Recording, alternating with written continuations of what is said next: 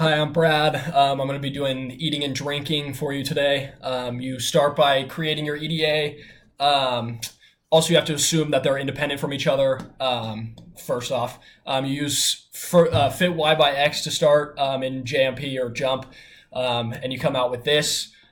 We find that men have a higher mean and standard deviation. However, the women have a higher sample size. The box plots show how there's outliers and how both genders are pretty similar in that how they both have a ton of outliers. You can see the male one right around here. That's going to be our highest one, but we won't really have to worry about that. We'll go on to a goodness of fit test.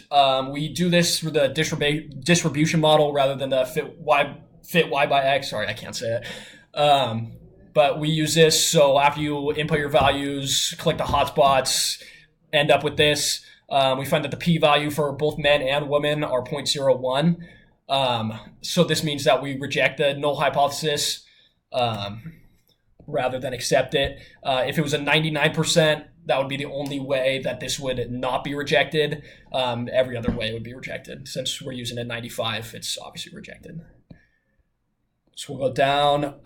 We'll test for. We're going to go back to the fit Y by X model, and we're going to do a test for unequal variances now. As you guys know, we'll look at this Levene row right here, of course.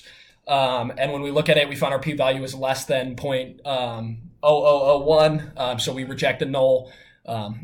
Our hypothesis is that they were equal. Our alternate is that men have a greater variation. So we reject the null in favor of the men.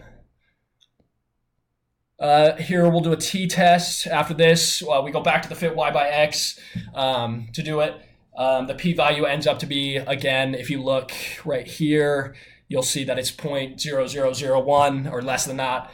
So we conclude that it's likely that the difference between men and women eating and drinking is captured within this interval shown above, or shown in the picture. That's 5.7042. Between that and 7.43 is the mean for eating and drinking for both men and women.